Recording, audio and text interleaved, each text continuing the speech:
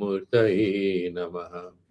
Om Shanti Shanti Shanti. Sri Gurubhyo Namaha. Hare Om Tat Sat. So we were discussing the verse number 72. Let me share the page so that you can have a good look at it.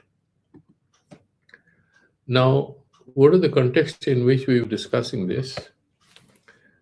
We had a long discussion as to how the physical or the material universe, which we are able to apprehend either directly through our naked eyes or through with the help of tools and techniques or with logic. We apprehend the external material world. However, this material world, upon sharper, insightful observation and analysis, we would be able to accept that in fact it's the Param Brahman, the Satchidananda Swarupa is the Brahman, which though invisible, though hard to believe it does exist, is in fact the only truth that exists. The Akasa, which is a projected byproduct, a Vivarta Parinama of this Brahman, is an appearance. Swarupataha, on its own, doesn't have an independent existence. It is essentially a superimposition on Akasha, on Brahman. And the Brahman doesn't have the dharmas, the qualities, the attributes of Akasha. We are attributing that to the Brahman. And the Brahman has his own dharma, that satta, that sattavatva. It has that, it is sattavan, it is existence. It is pure existence. So it has that existence, and that is given to Akasha. This is called itiritara adhyasha. One's quality is superimposed on another. That is how we confuse between people. This in Indian philosophy is called Khyativada, but that would be part of our discussion going forward.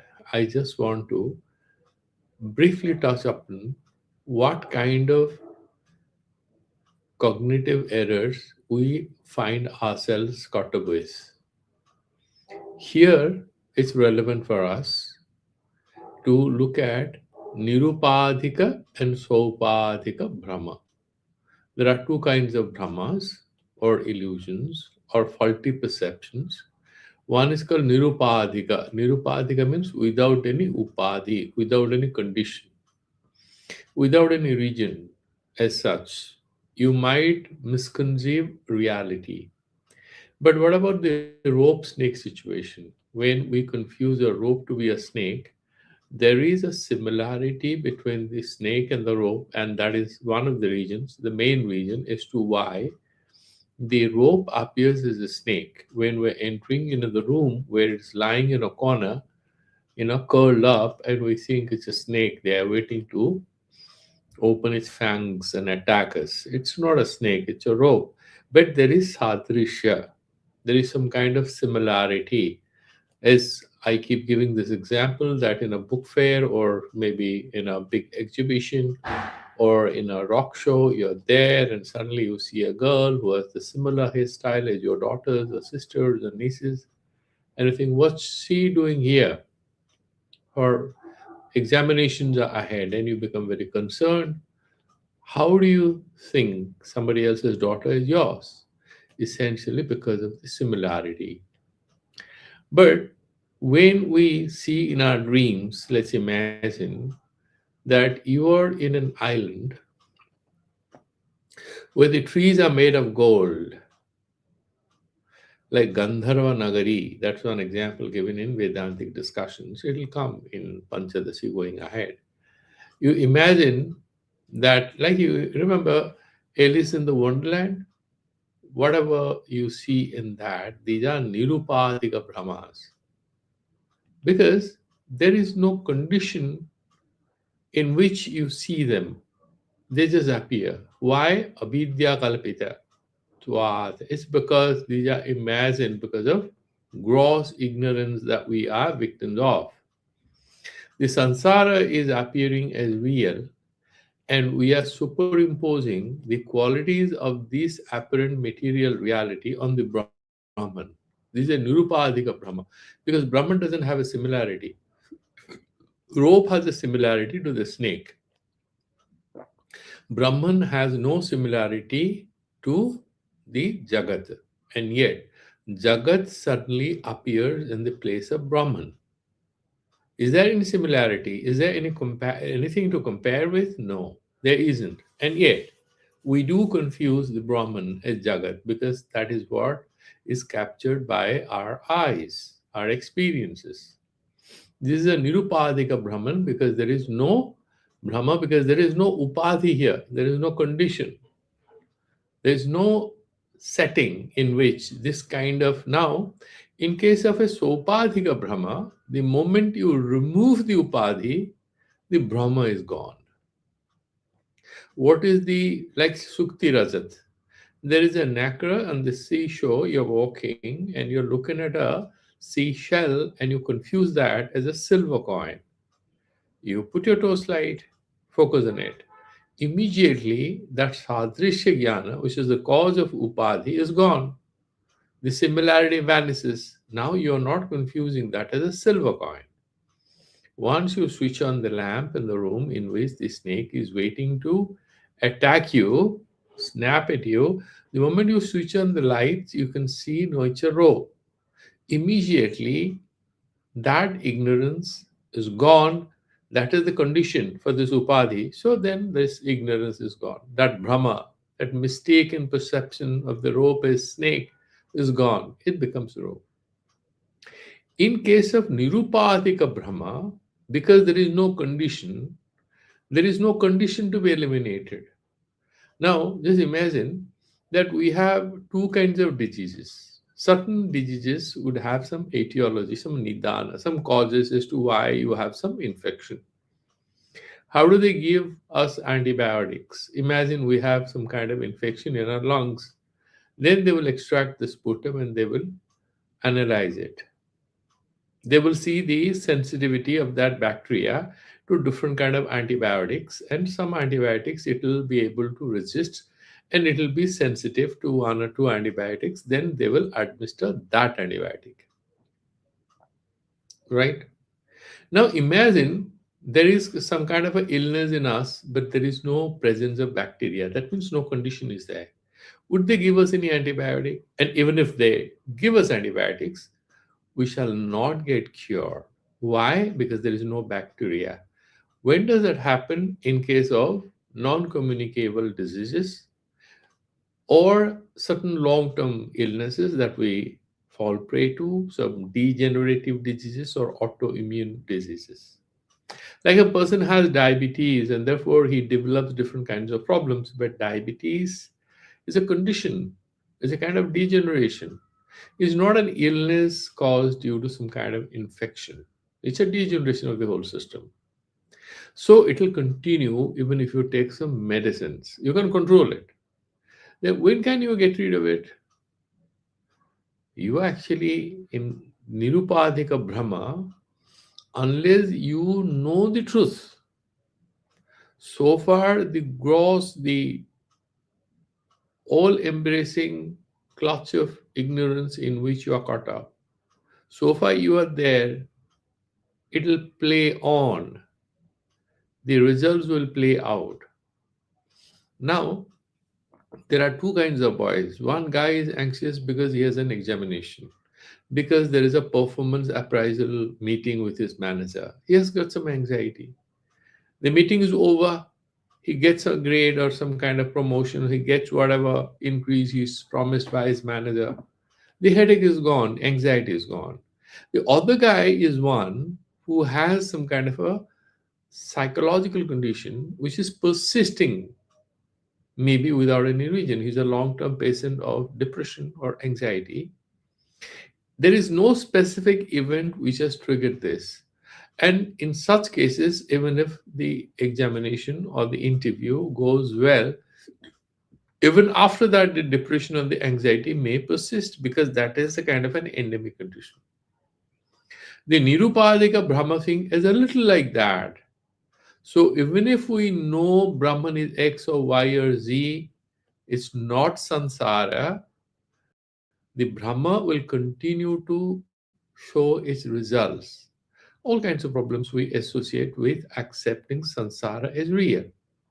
Dukha sukha, attachment, raga dvesha, love hate, fears, anxieties, expectations, attractions, all these are the byproducts of this game of Maya or avidya, and they will continue to happen. Another good example is you are a very good student of physics and you analyze and you figure out that this sky doesn't have blue color. It doesn't have blue color, it looks blue. Even after you have known and understood this, sky continues to look blue. However, because you have understood the secret, you don't get overexcited by the fact that it looks blue. It doesn't make any difference to you. You accept it looks blue. Now, what's the relevance of this discussion for us as students of Vedanta? Let's imagine all of us are looking for enlightenment. We are looking for liberation. How does that help us?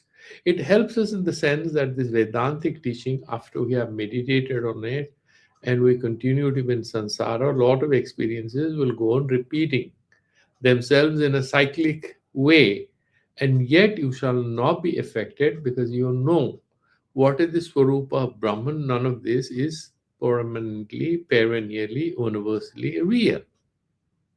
We just look at all these things, they will appear.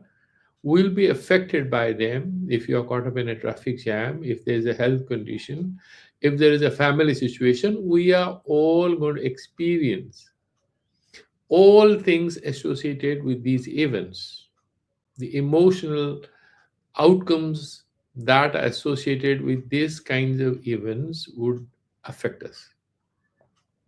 Affect us what? Us here is our mind, our body maybe, certain other aspect. It shall not affect our Atman because Atma cannot be affected. We have this knowledge. That is the difference.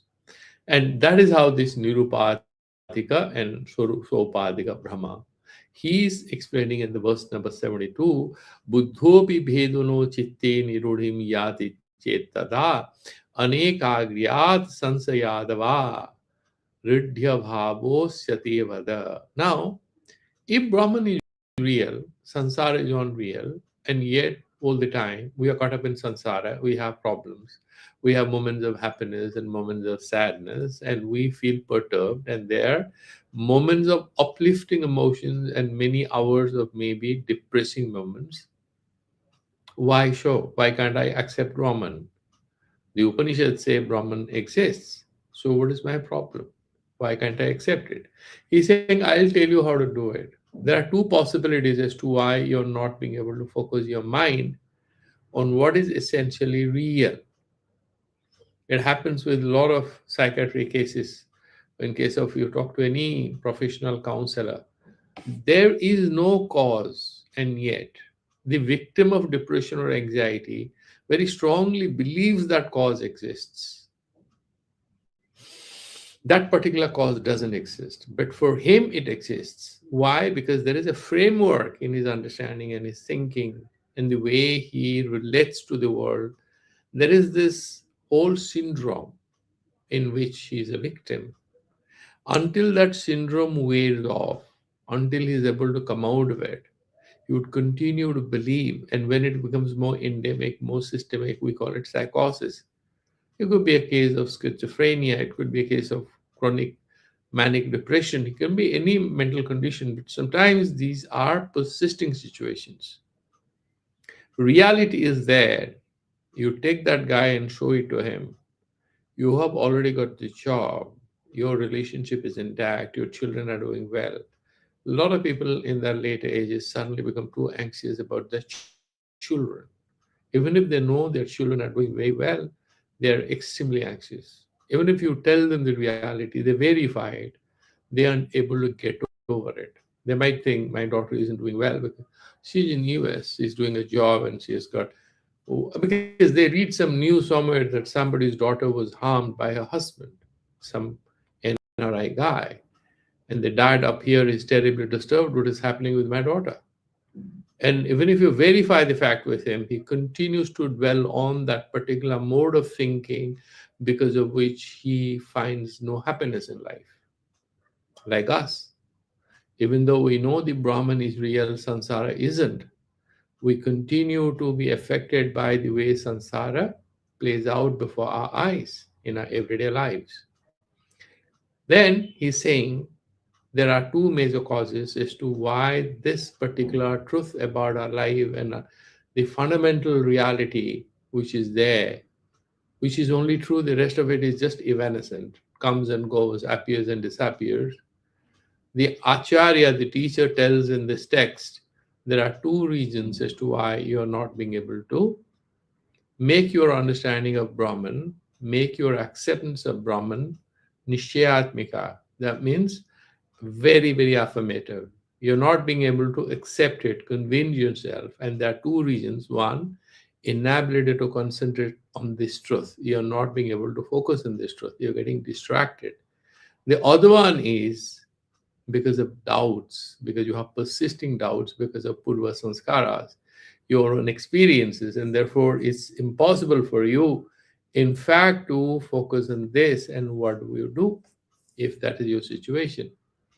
Therefore, he is explaining here, if that is the situation, then he's saying, Akasa sador veda uktaritya buddhopi sahatukam avagatopi chitte nirudhim dadyam no jati na apnoti iti chet. You studied the books, you did some analysis, you intellectually dwelled upon it, and then you're not being able to convince it yourself. Then nishchitatva bhave ko hetu iti vikalpyate. What can be the reason as to why the certainty is not accepted by our minds? He's saying anekagriyaditi. One of the reasons is inability to focus the mind. Asya rudhya bhavaha, inability to completely convince yourself. Katham bhavet, why does that happen? Anekagriyat ekamagram vishaya pravanata yasya tadekagram. The person whose mind is firmly, persistently able to endure on one truth. He is having a one-pointed mind. Tasya bhavaha ekagriyam. That is the ekagrata, the abstract noun here. What is the nature of that particular attribute is called ekagrata. And tanna bhavati iti anekagriyam, when you are able to pratyekatanata dhyanam. That is what the Yoga Sutra says. Taila dharavat, these are the words which I mentioned, like there's a thin thread of oil which is flowing from top to bottom. Taila dharavat. Looks like a thin thread. It's a continuous flow, downward flow of oil. Similarly, you also have pratyekatanata. It keeps repeating the same frequency, same wavelength. There's a particular wave. You look at a perfectly operating heart, they look at it as, wave is perfect. It doesn't have any tachycardia. In case there are disturbances, they say that the heart isn't functioning well, there is arrhythmia. Now he's saying, Tasmat chita vikshepad uta sansayad vishwasa bhavat. So first tell me, I would be able to help you, whether it's because of your inability to focus and concentrate, or is it because of doubt? If you tell that to me, then I'll help you deal with it. Dvayar api pratikaram aha apramada iti. When do you have inability to concentrate? What is that? He's saying it's a situation of pramada. You are all the time getting distracted from the fundamental truth. You are trapped in other things. Apramatto bhava. So the sloka goes like this.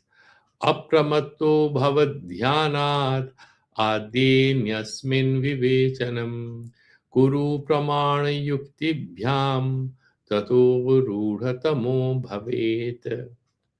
So the trick is here how to break this sloka. Adye anyashmin, adye pakshe anyasmin pakshe. Adye in the beginning, what is that? Because he has given you two regions or two eventualities where the mind might not be able to convince itself about the fundamental reality of the Brahman, and then we are caught up in other things. Therefore, he's saying, Apramato bhava dhyanat is through dhyana, pratyekatanata dhyanam. So, through practice, abhyasa vairagyabhyam nirodha, yoga chitta vritti nirodha. How do I silence the mind? Abhyasa and vairagya. Bhagavan also says the same thing in the Bhagavad Gita in the sixth chapter.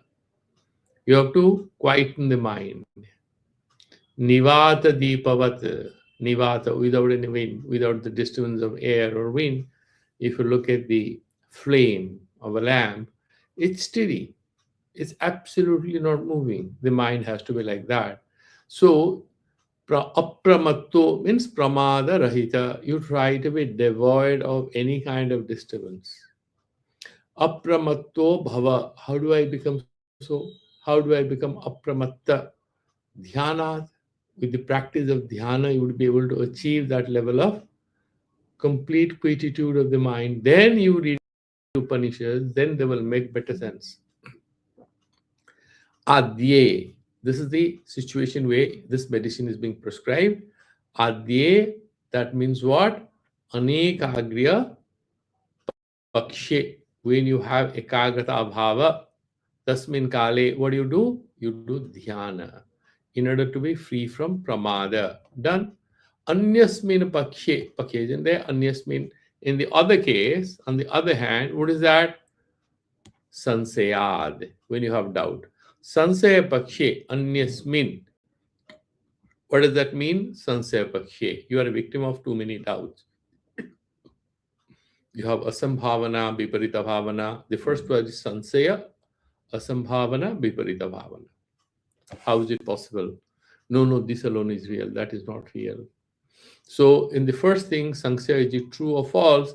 He is saying, Anyasmin pakshe, Sansaya pakshe, vivechanam kuru. You do vichara, meditate on it, do analysis. Don't go by whatever your mind tells you because of its habit. Try to look into your own mind, try to analyze your own thoughts. And how do I do it? Pramana yukti bhyam vivechanam kuru. You have pramana here because we have six pramanas in Bharatiya Darshana. You have pratyaksha, anumana is inferential knowledge, syllogisms and all. Then upamana, sadrisha jnana. And then there is one arthabhati, anyatha anuvavati. Arthabhati means a person who is very fat but doesn't eat during the day. So you say maybe he must be eating at night. How else he is having a healthy body? Yeah. So pratyaksha, anumana, upamana, right? Arthapati. And then the fifth one is Sastra, Savada Jnana, testimonial knowledge. That's the proof of testimony. It's written in the Vedas, can be wrong. There's a very wise professor used to go and verify with them.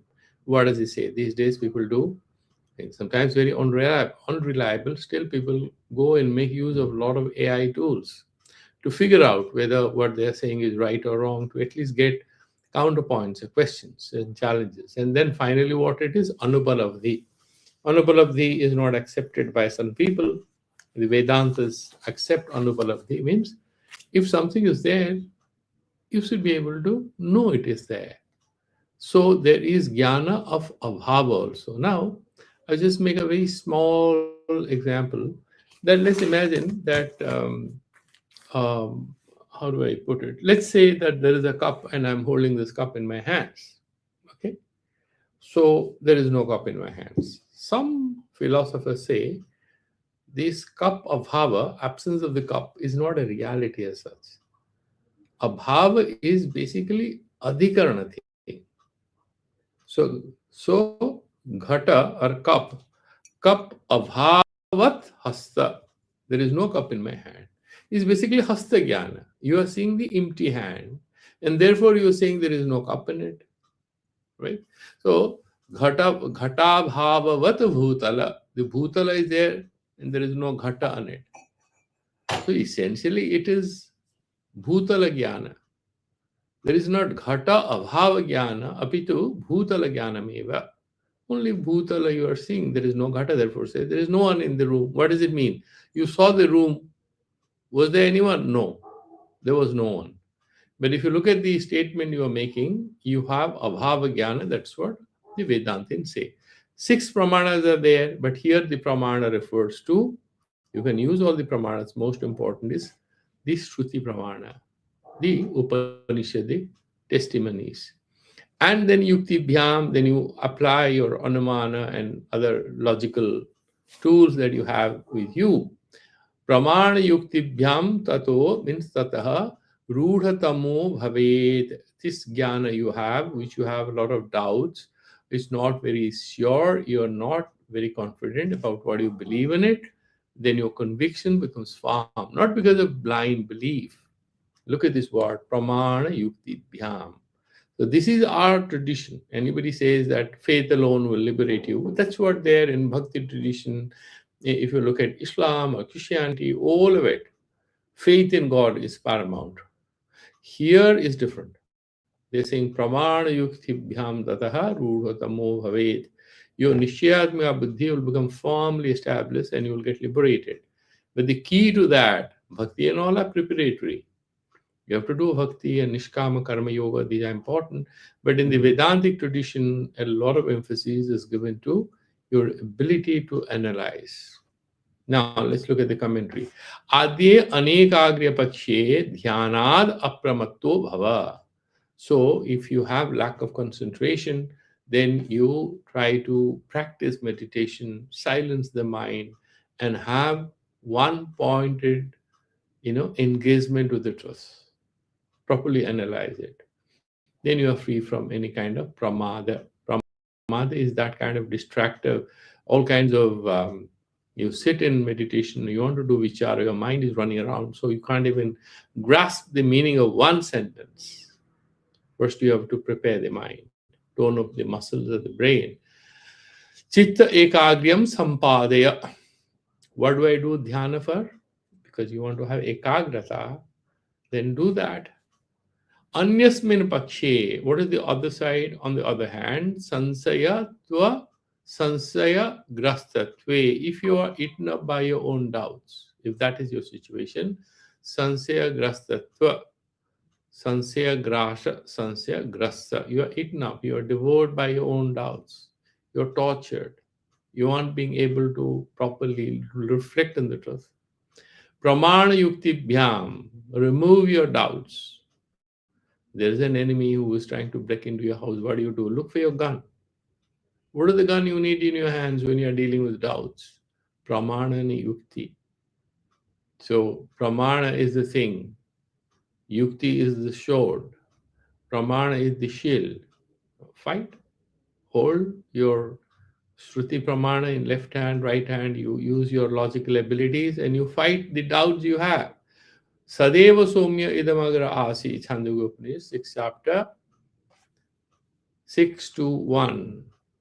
This is Pita Putra Sambhada. The father tells son, Swetaketu, Sadeva Somya Idamagra Asit, Ekam Eva Advitiyam. This alone was real all the time. It wasn't visible. It was a Vyakrita. It became manifest. It became Vyakrita. The father very quietly explains to the son. The whole mystery about creation is essentially the formless appearing with forms. That's what is creation. It's no God who comes and creates it. That is creationism. These are the Puranic stories.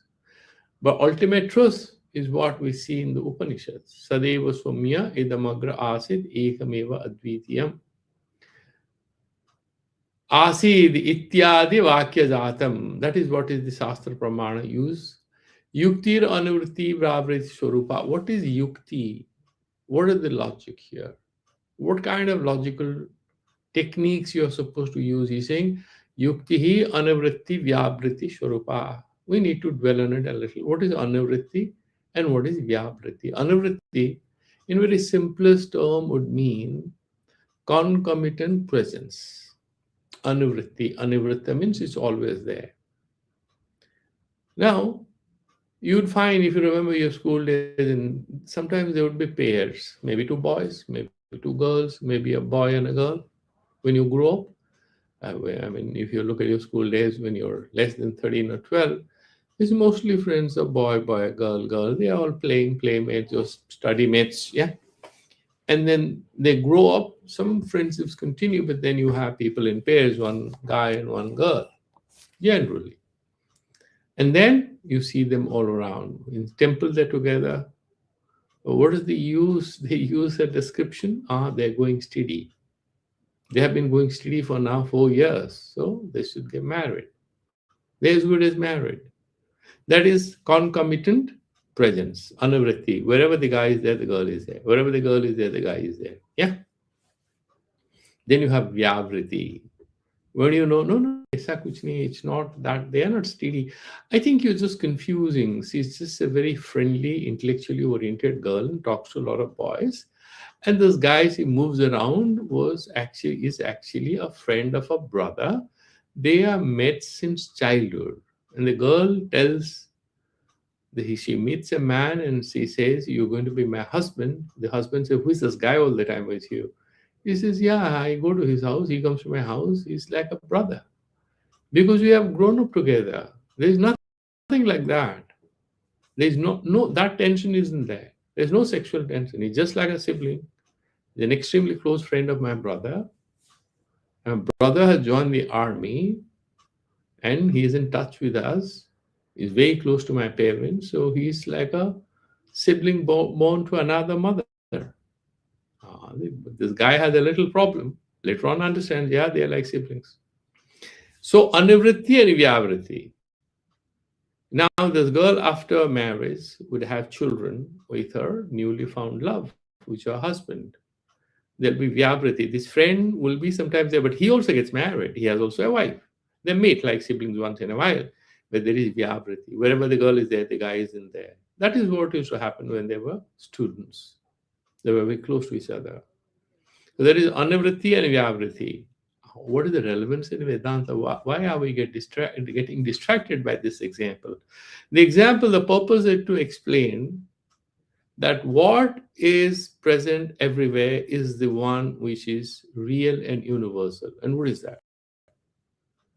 The truth of existence. If you say there's a hat, there's a computer, there's a human being, there's a girl, there's a boy, wherever you describe anything, what is there you cannot avoid?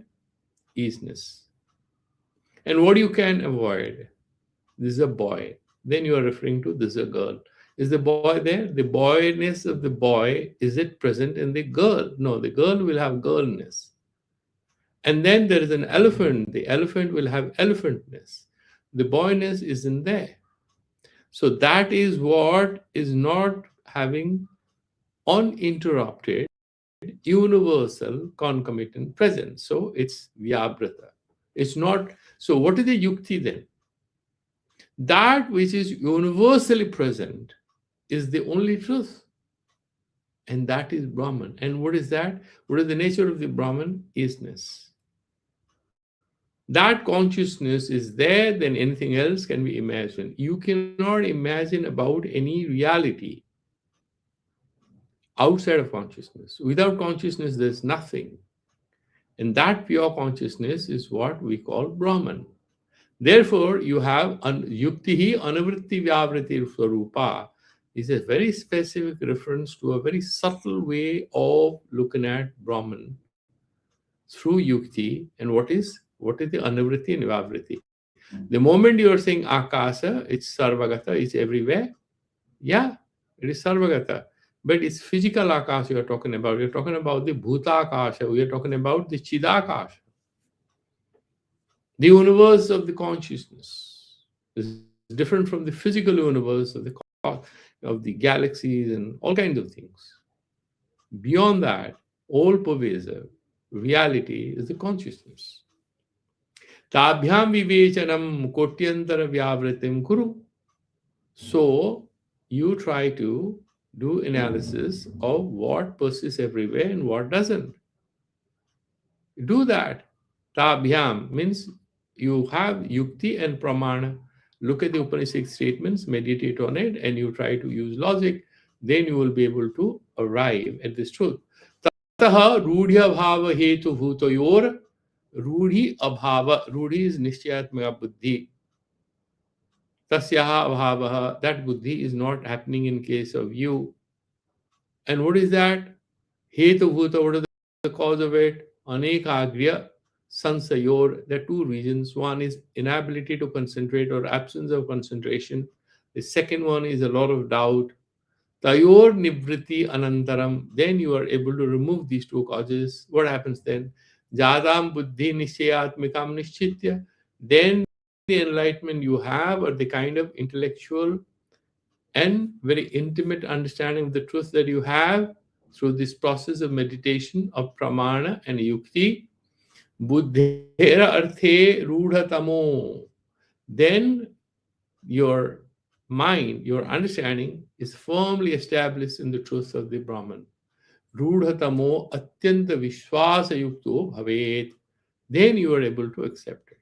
In the beginning, in Christianity, there's a beautiful word. It's called wrestling with God. The devotee at a one point of time doesn't have good enough faith in God. All the time wrestling with God. Is God there? What is he? What is he doing? Why am I in such a big mess in life? What is he doing? He isn't watching over me. He doesn't want to be with me. There are a lot of biblical statements saying God is all the time with you, but you can't accept it. So also in all religions. You look at the Puranas, look at the Upanishads, the divinity, the absolute. The Upanishads go far beyond what the Puranas serve us, right? And what they serve is a higher truth, which is all encompassing, but the mind isn't able to accept it. But through this particular pramana yukti bhyam, through meditation, removing a very fidgety, restless mind, if we are able to get rid of the restlessness and doubtfulness, the mind becomes pure. It reflects the truth. Ukta dhyana vivechanayoho sakshat parampara phalam aha dhyaneti. So then what is the benefit of it? If I don't do, what happens? If I do, what happens? So he is now explaining that in the verse number 74. What does he mention in the 74? Gyasya sada bhati vyomo nishyatvo lekha purvavat sadvastopi vibhatyasya nichidratva purasaram. Very simple, but very powerful. What happens when we are able to meditate on the truth like that? Gyasya. Gya can also be pure knowledge, pure Chaitanya. Here, Gyasya means the guy who has attained enlightenment, the guy who knows, the guy who has already got aparoksha anubhuti, Brahma Shakshatkara, the person who has already attained liberation as a result of his knowing the ultimate truth. Nothing at all disturbs him anymore. Sadabhati Vyoma, in his mind, there is no doubt whatsoever that this Akasha, the physical universe, is Nistatva. It doesn't have that Satta, that independent attribute that this is Sattavan. No. It's the Brahman which is Sattavan. Akasha is kind of an appendix. Because of Itiretara Adhyasa, we have this confusion. Yeah, it carries sound waves and all, we understand. But we are saying it exists. No, it doesn't. Brahman exists. The existence of Akasa is a derivative reality, is derived out of the existence of Brahman. That is the real existence. These are all derived. It's like you're looking at the film screen and there's a girl who is cultivating land. You're like Wordsworth. You're looking at this country girl who is walking, a peasant girl who is walking in the fields, and she's walking through, a garden of daffodils, and you are like Wordsworth writing a poem. Imagine you are actually in the audience. This is a film about Wordsworth, and you are sitting. Now that girl who is that peasant girl, is real or unreal? What is real? What exists? Yeah, I see the girl. She exists. No, it's the film screen which exists. This girl is an appearance on it. This is a superimposed reality. Per se doesn't have independent existence. Similarly, the Akasa doesn't have independent existence per se. It is also a kind of a superimposed reality. And the easiness of the Brahman is attributed to the Akasa. Therefore, we're saying this is Akasha. This is the sky. Therefore, he's saying Sada Bhati Vyomo Nistatvo Leka Parvat. And then that becomes evident to him. Yeah, it's true. It's true, but it doesn't have its own independent existence. The Brahman alone is real. If you sit in meditation, you analyze, you have studied enough of science and you know about black holes and all kinds of advanced theories about the cosmos. And you have studied Newtonian physics, but you are not attracted to it because you know for sure that these laws don't find a space, a context for their being operational at a higher level of understanding about reality. And a lot of people these days make this very clear. Truth is not in theory. Truth is always outside the theory. Theory is not truth. Theory is about truth. No theory is real. These are approximations. These are ways to talk about the truth. It's outside of it. It's beyond it. It's all going to come back. And the Vedanta smiles and says, "You're absolutely right, my brother. Love you for saying this." The Akasa is Nistatva, doesn't have its own independent existence. Ullekha Puravata. With this, so it's called Vadhita Vritti. You see blueness of the sky, but you're not very enamored. You enjoy the blueness. But at the same time, oh, the sky is dark, there's smog, and there's so much of pollution in Delhi. Oh, what a beautiful blue sky. Look at two statements. Truth of the matter is, neither there is smog in Akasa, nor does it have blue color. Once you have that reality and you have understood it, it doesn't mean pollution is good or blue sky isn't good or not attractive. That's not the point of discussion. What is the real truth? That is the point of discussion. And he's saying, Sadbastu api vibhati asya. And then the Brahman, which isn't visible to anybody, which somebody finds very hard to accept, it becomes amply clear to him because he has meditated on it. The guy would like to believe Brahman is like Lord Krishna or Lord Shiva. He says, yeah, these are names and forms. The ultimate truth is beyond all names and forms. For your emotional comfort, you might assume name and form, not a problem. Bhagavan, Lord, what's his name? Vasudeva, Vishupraveshane. He's all pervasive. He has assumed a name and a form for anugraha out of compassion for you. Because you are not good enough to enter into higher levels of Vedantic reflection. Not a problem. I'll come to you. I'll come to you as a boy to get Vasalya Rasha. I'll come to you as a master to protect you. I'll come as a brother to play with you. I'll come as a playmate, as a lover, to romance with you. I'll come in any form you seek me out. I'll be available. But I have no names and forms. Why? These names and forms are my game. I create them. This is for you.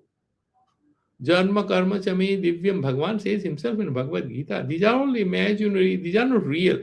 Anyone who thinks I'm a human being is a big fool because I have these human qualities you associate with me. What about Lord Krishna? He romance Radha, right? A lot of people use these stupid stories to hide their own perversion in their own individual lives because they have no entry into the Paramarthika Satya in this. What is the ultimate secret in these bhakti? They have no clue. They indulge in all false things at lower levels. So this particular guy who is a Vedantin and he's been able to meditate on it for a long time, he understands this Brahman Sadvastu api vibhati asya kasya jnaninaha, that Atmajnani. How? Nichidra twapurasharam. It's not chidravat, it's nichidravat. Chidra here is avakasha, avakasatmaka, room giving. Like the space is empty, the hand can move. The Brahman is like that. Brahman is not a physical object. So it's not chidravat. It gives us space to move. No, sorry. We are not at all talking about a physical, subtle physical reality, however subtle it is. We're talking about pure consciousness, Satchidananda Swarupa. So it's not avakasatmaka akasa, but all the time we try to say it's akasavat sarvagata. Bhagavan says in Bhagavad Gita, I'm like the sky, I'm everywhere. Akasa comes closest to it. Doesn't mean Brahman is like Akasha. Therefore, he explains, if you look at the commentary, Gyasya Jnaninaha Sada Vyomo. All the time for the Jnani, Vyoma means Akasa, Nistitva Ullega Purvakam. What is this Nistatva Ullega Purvakam is explained in the next few words. Nirgatam Tatvat Yatharthat Nistatvam. What has moved beyond what is the real truth? That means which doesn't have any independent transcendental existence per se. It doesn't have. Nistatvam tasya ulekha jnanabhilapakah savadaha. So he knows that this akasha looks like sarvagata and it looks like it's Brahman. It has its own existence. No, that's not real. That's what applies to Brahman. This akasha is a superimposition.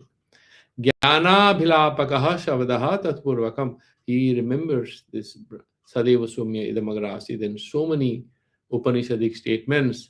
Mityatvena eva bhati pratiyate. This akasa is appearing, it looks like a blue, vast blue surface, or in reality, vast expanse of blue. No, it doesn't exist. That's just an appearance. It doesn't have blue color. Akasha per se is not nitya. It has a beginning and it has an end. It has a beginning in the Srishti. When we start seeing the reality as real, that is Srishti. And when you go beyond it, that is the end of it. That is either Atmajnana or then it happens, a collective pralaya happens. It's a kind of, some kind of termination of all this. Apocalypse, so to say. So he's saying pratiyate mityatvena eva bhati pratiyate asya jnaninaha sadvastvapi nichidratva puraswaram chidra bhavavatvena vibhati spurati. And for him, this particular thing appears absolutely, he doesn't have any confusion whatever, and therefore he knows what is the truth, and he doesn't have any confusion whatsoever. Okay, so in his mind, what happens in the case of a wise one? In his mind, tasya chitte sada vyoma kevalam nistitvena eva bhati. This akasa is real, but reality is not a fundamental attribute of the akasa. It is an imaginary reality we associate with it. Nistatva ullekha purvam arthat. What does that mean? Tasya moola rupe mithyatva bodha rupakam eva tadbhanam bhavati. No, it's because of my own ignorance that we think the sky is blue.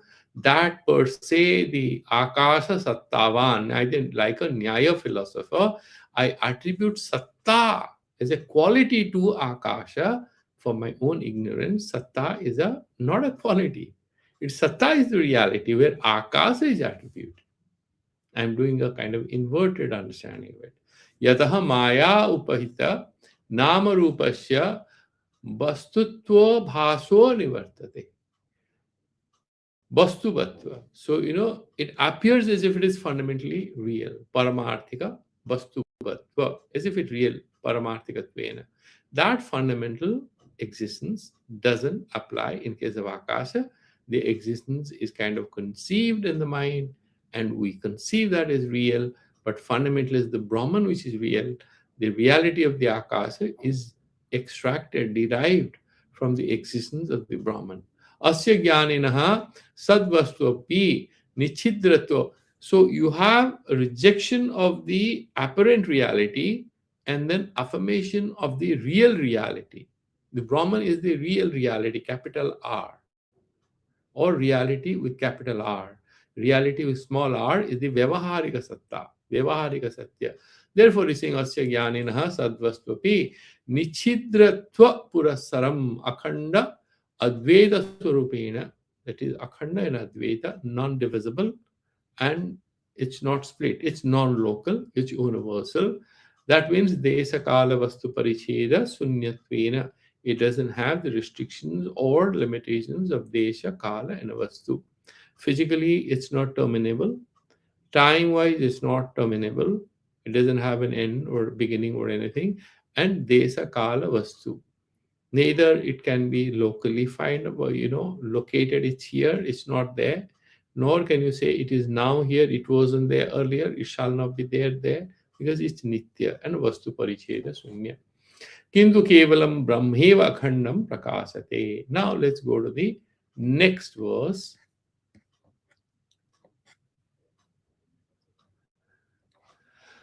Tadartham eva anvaya vyatirikabhyam aha geti. So, ya iti. So, this we have finished, and we are going to the verse number yasya sadabhati vyomo nishtatu leka purvat sadvastvapi vibhatasya nichidravastva purasharam. Okay, this one I have. This one I have missed out. Let me do it. It's verse number 74. How do you meditate? I missed out on that. Well, how do you meditate on it? Meditate on it. He's explaining. Dhyanan manad yuktitopi rudhe bhede viyatsato na kadachit viyatsatyam sadvastu chidravannacha. Dhyanat.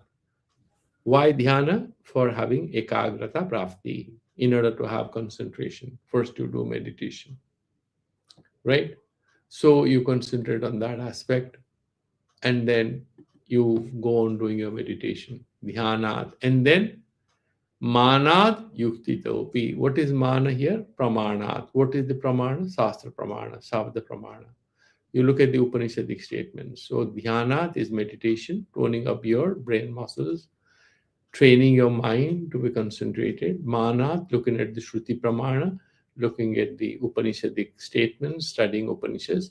Yukti topi, then you do some Nyaya philosophy training, and you are able to argue your case. When you do all this, Rudhe bhede vyatsato. Vyatsatoho bhede rudhe sati. When the difference between Vyat is Akasha, Sat is Brahman. The Akasa and Brahman is not reality at the single level. The Akasa is a physical reality, subtle or gross. The Brahman is subtlest of the subtle. Is not a physical reality. It's pure consciousness, Satchidananda Swarupa.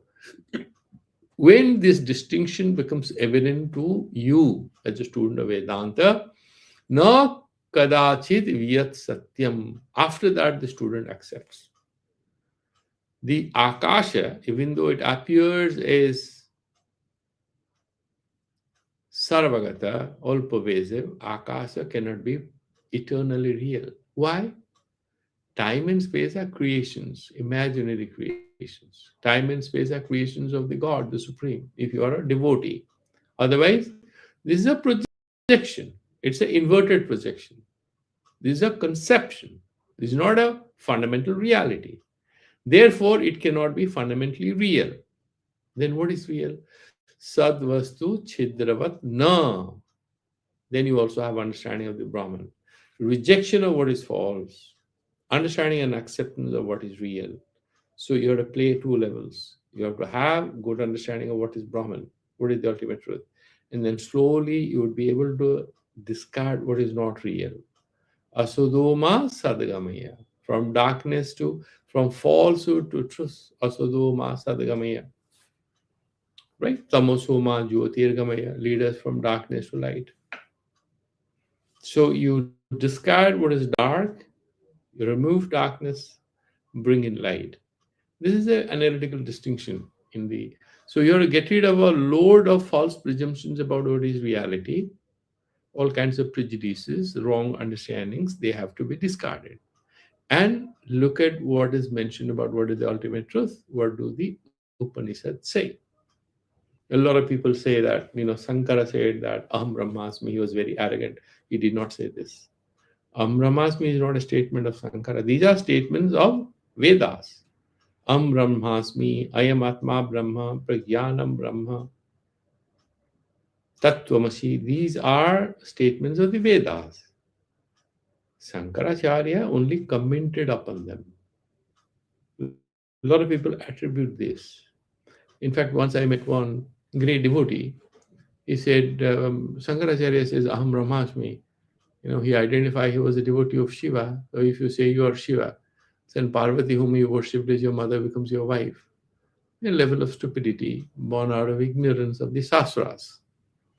You can be a great devotee, at the same time, you can be very prejudiced or you can be very ignorant about Shastras, and that's why proper understanding. If you look at somebody who is, if you look at the commentaries of, say, Ramanujacharya, you'd see that he's not refuting anything which Shankaracharya says. He is only explaining his point of view. And he gives his reasons as to why he accepts Narayana as the absolute. He gives his reasons. But he doesn't refute Advaita Vedanta. That's why he's called Vishishta Advaita. He's also a non-dualist, but with some kind of a description, right? Because he's talking about the Brahman is not Nirguna Nirakara for him. It's a theistic Vedanta. There is some kind of an elevation of the understanding to a level where you want to personally connect with God. So you want to have a personal God. It's very good. Good during the sadhana kala. The Advaita Vedanta is ultimately real, but in sadhana kala you can always, in fact, practice devotion. It's very important for purification of the mind. And without his compassion, you don't even get. I mean, you look at Madhusudana Saraswati, was a great devotee of Lord Krishna, became a greatest Advaita Vedanti, and he continued to worship Lord Krishna, saying that it was because of his kindness that I am able to refute all views which are contrary to Advaita Vedanta. The best culmination of jnana and of bhakti. Here, similarly, when you are able to affirm and accept and establish your mind firmly in this particular thing, that akasa sadvastu chidravat na, which we have already discussed. It is not avakasa atmaka because it's not a physical reality, and akasa kadachit vyat satyam na bhavati.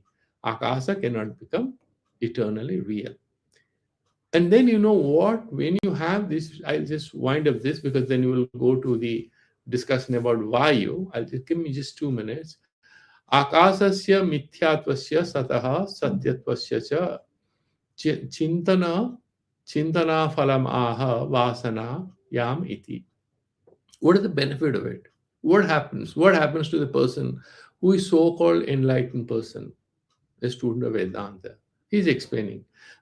Vasanayam prabudhayam vyat satyatvavadinam tanmatra bodhayuktam cha drishtva bismayate buddha. Buddha is not Bhagavan Buddha here. Buddha is the jnani, the enlightened person.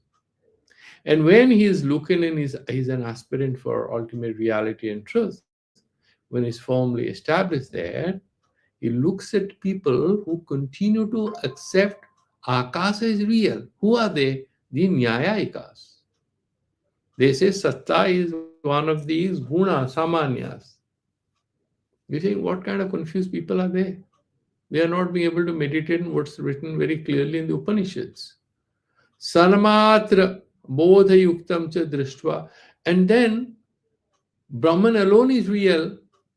Everything else is a projection. Mithya is not jhut. I have explained several times.